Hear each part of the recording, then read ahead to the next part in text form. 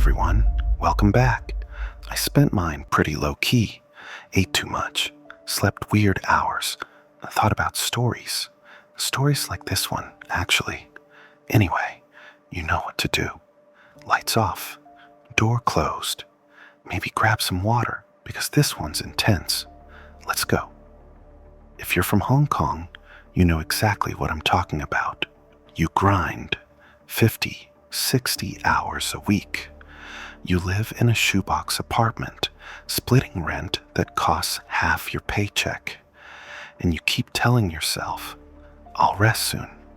But you never do. That's why Thailand is the escape. It's close, it's cheap, and for a few days, you get to feel human again. That's what this story is about. A couple trying to rest. But sometimes, when you go looking for rest, something else is looking for you. Let's call him Jason, mid-30s, finance guy, married to Sarah. They were burnt out and just needed a break. So they booked a long weekend in Phuket. It was August, peak humid season, the kind of heat that punches you in the face the second you step off the plane. Thick, sticky, suffocating. They grabbed a cab to their resort near Karon Beach. The lobby was nice, open air, smelling of lemongrass and rain. Everything felt easy. They checked in, got their keys. Room 714, 7th floor. They took the elevator up, but the moment the door slid open, the vibe shifted. The hallway was dead silent. Not just quiet, dead. No housekeeping carts, no distant TV sounds. Just this deep purple carpet under their feet. And it felt weird, spongy, damp, like it had been soaked in a flood and never fully dried out. Jason tapped the keycard. Beep, click. He pushed the door open, and the first thing that hit them wasn't the ocean view. It was the cold. It was freezing. The AC was blasting at full power, but this wasn't refreshing hotel cold. This was meat locker cold, the kind of cold that sinks into your bones and makes your skin hurt. Jason dragged the suitcase inside, wheels thumping over the threshold.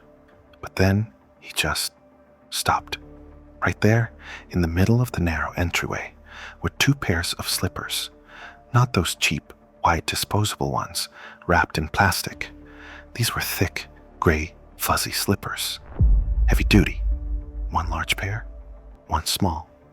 And they were perfectly aligned, side by side, toes pointing inward, straight toward the bed. It looked exactly like two invisible people were standing there, shoulder to shoulder, waiting to welcome them. Sarah rubbed her arms, shivering. Weird spot for housekeeping to put those. Don't they usually leave them in the closet? Jason didn't answer right away. He stared at them. There was something deeply wrong about the precision. It felt deliberate. He didn't want to freak Sarah out, so he just kicked them aside. Hard.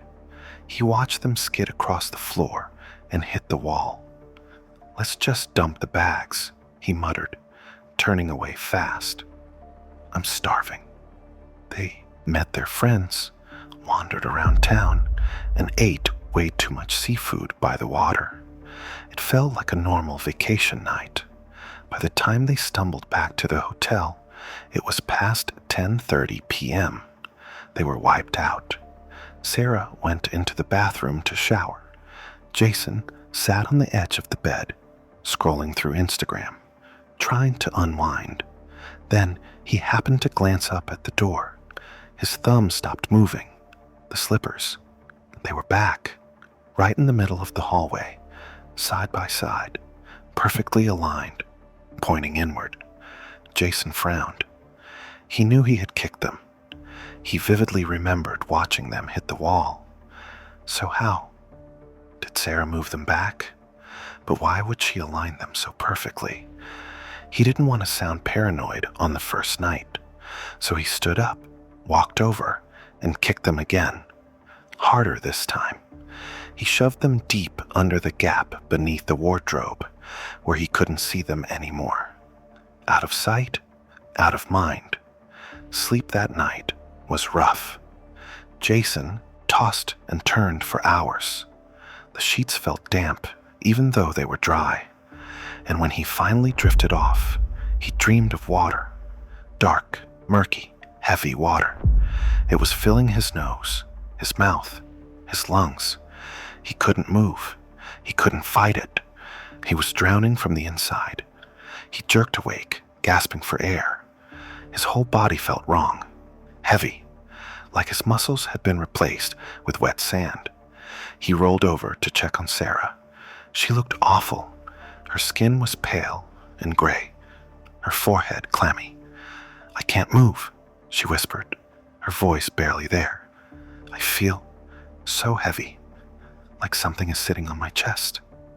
"Probably the food," Jason groaned. "Bad seafood. We'll sleep it off."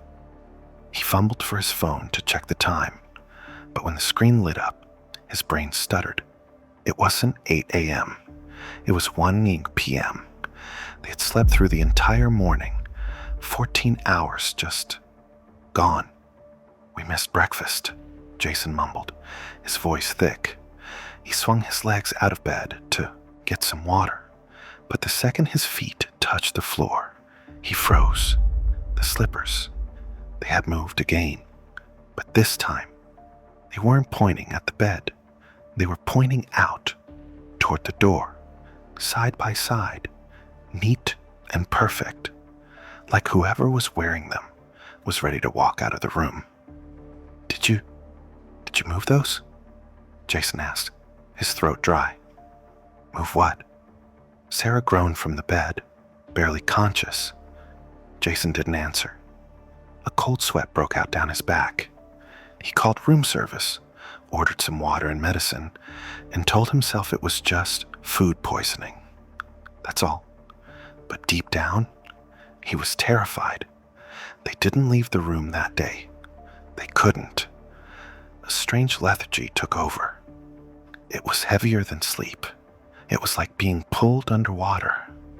They'd surface for a few minutes, force down a spoonful of food, and then that crushing weight would pull them back down into the dark. Night fell. The room went pitch black, except for a thin line of light under the bathroom door.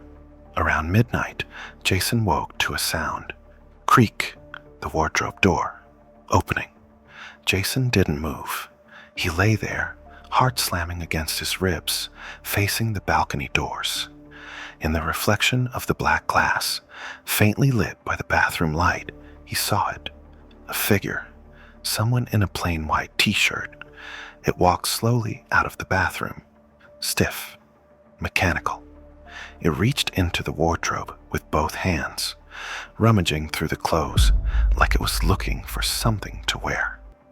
"Sarah," Jason whispered hoarsely. "Mm-hmm." Sarah grunted right beside him in bed, shifting under the duvet. Jason's heart stopped cold. If Sarah is in bed next to me, then who the hell is standing at the wardrobe? He whipped his head around fast. The room was empty. The wardrobe was shut tight. "I'm losing my mind," he whispered into the darkness. "This fever is making me hallucinate." When Jason finally opened his eyes again, the light in the room was orange. Sunset. Another full day gone. Just vanished.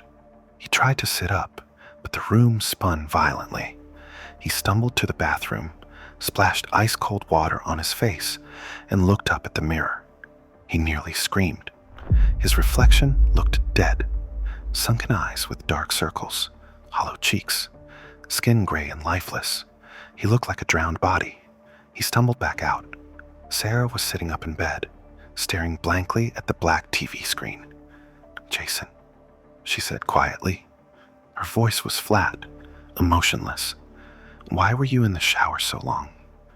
Jason froze. "I wasn't in the shower." "Yes, you were." She pointed a shaky finger toward the bathroom without looking at him. I saw you in the window reflection. You went in, turned on the water, and you just stood there under it for 20 minutes, not moving. Jason looked back at the bathroom. The tiles were bone dry. The shower was off. Sarah, Jason said, panic finally taking over. We're leaving. Right now. He sat on the edge of the bed to put on his shoes. But the moment he bent down, the exhaustion slammed into him like a truck. His vision tunneled. His muscles gave out. He fell backward onto the mattress, paralyzed. He couldn't move his arms. He couldn't speak. And then came the smell. Rot, dead fish, deep ocean decay. He felt something wet pressing against the bed. He forced his eyes down toward the foot of the bed, and he saw them.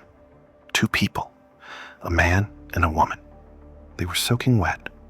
White t-shirts clung to their skin, dripping water onto the sheets. Their faces were gray and bloated. Their skin was peeling off like wet paper. Their eyes were dull and cloudy. They crawled onto the bed on their hands and knees. The mattress dipped under their weight. The man crawled toward Jason. The woman crawled toward Sarah. They moved slowly, deliberately. They lowered their bodies down, settling into Jason and Sarah like they were slipping into a warm suit. The ghost's face lowered to Jason's. Ice flooded his veins. He tried to scream, but he was drowning. Crash! A loud bang from the hallway. Someone dropped a tray outside. The sound broke the trance.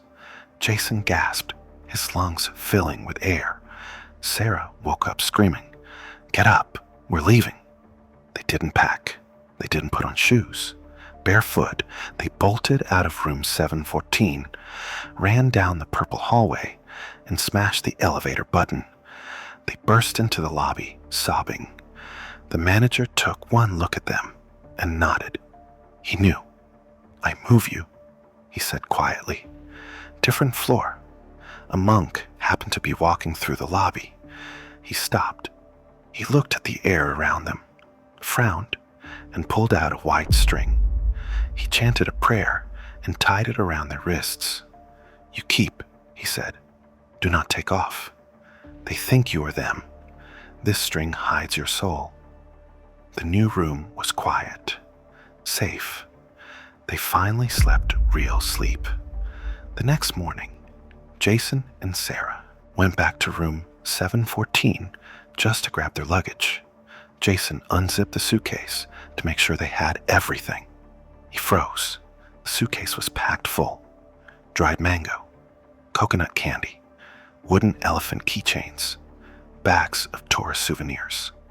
"We didn't buy this," Jason whispered. "We've been in bed for 2 days." A housekeeper was passing by with her cart. She stopped and smiled at them. "Oh, you feeling better? I saw you yesterday. You both wearing white t-shirts, walking very stiff. Oh, like robot. You go to 7-Eleven, buy snacks. You never talk." Jason looked at Sarah in horror. They hadn't been sleeping.